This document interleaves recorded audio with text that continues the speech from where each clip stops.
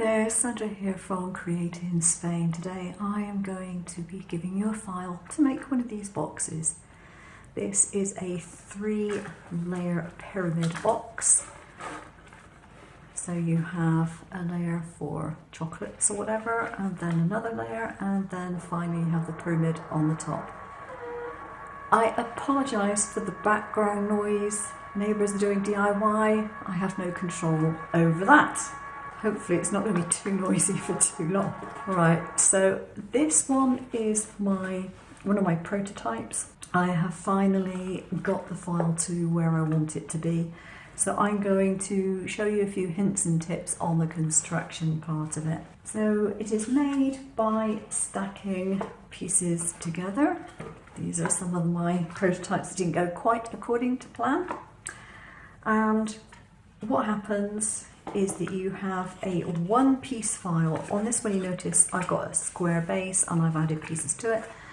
The design that I've done there, it's all one piece, you just have to fold it up. So that makes it very, very easy. Now what I didn't do on that one, which I've got on here, are little tabs which you fold out, because that means that it has some support for the layer on top of it. Okay, you may not actually need it depending on what you've got inside, but it's quite useful to have it. Now normally you'd have them done all in the same colour or with the same print and it wouldn't stand out quite as much, but I don't have lots of card in the same colour. I've just had to use what I've got. Now the two sides are slightly different.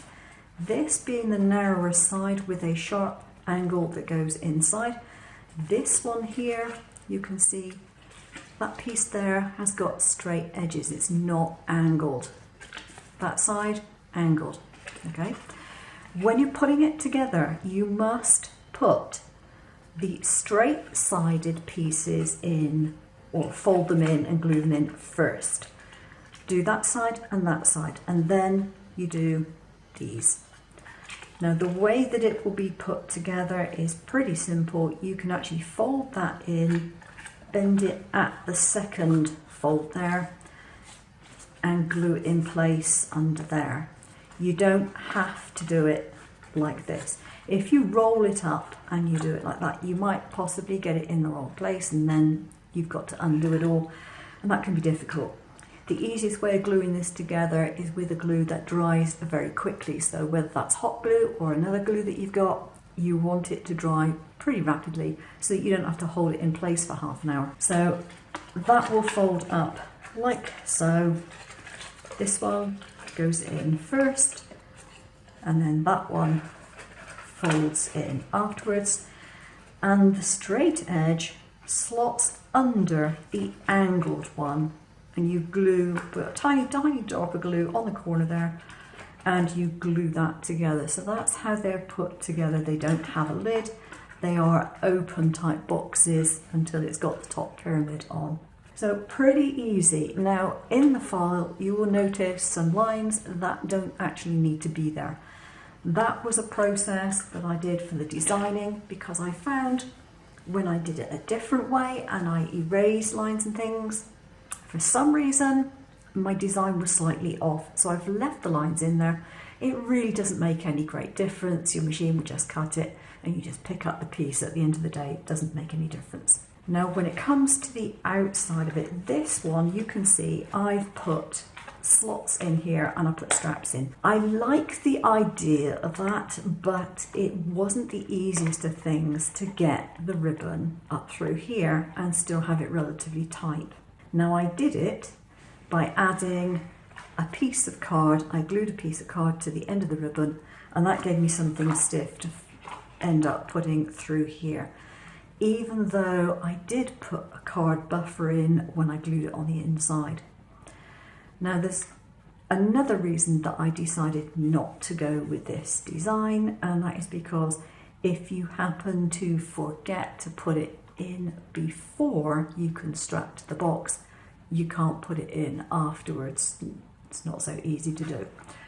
So what I've done instead is just given you a little long strap to glue onto the outside. Now you can decorate that in any way you wish. I've also given you offsets of the basic shape so you can do a print and cut if you wish to put it on the box. And that's another reason not to do the slots, because if you do the slots and then you do a print and cut, you're going to be covering over your slots and you've got to cut them out again. When it comes to putting it together, it is held together partly by those flaps that I showed you on the side here, and partly by the ribbon. Now when it comes to the top piece, this is more or less what it looks like, except for the fact I've put 2 holes on each side there. The other 2 sides don't have holes, but 2 sides do. So I'm going to show you how you would thread the ribbon through. You go in from the outside and then out of the other hole, the top hole. You do that on both sides, and then you close it up. You pull it as tight as you want to pull it, and then one piece you put round one way and the other piece you put round the other way, and then you tie a knot and a bow, or just a bow depending on what you want to do. Now in doing that, you end up with a good secure top. Let me just get the rest of the ribbon out. There we go. You have a good secure top. It is properly closed at the top. Then you can add your decorative bow, do whatever you like with the top of it. And it is well secured then. Now this is a very lightweight card and it's not the best of things to make this with, but again this is prototype, so I use whatever I happen to have on hand. Now this is a base of 9.5 centimetres square. That is about the biggest one I could get out of a 12-inch square piece of card. And as it happens, A3 isn't actually 12 inches, it's a bit under, although I've got A3. I don't have much in the way of 12-inch square card either that I wanted to use for prototyping. So that is the size of the box, and then this one is 7.5 on the base and that one is 5.5 on the base.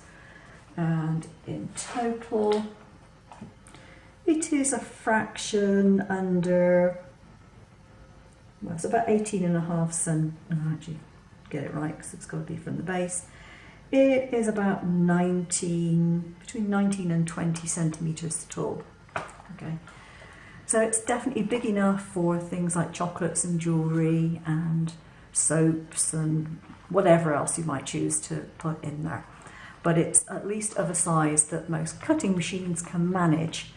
If I did it any larger than that, I would have had to have done it in separate pieces. Having done it in separate pieces, that makes it so difficult to put together accurately that it was better not to do it. Far easier to do it with just the one piece.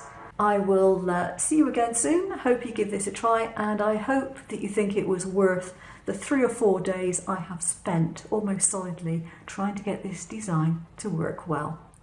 Thanks for watching. Take care now.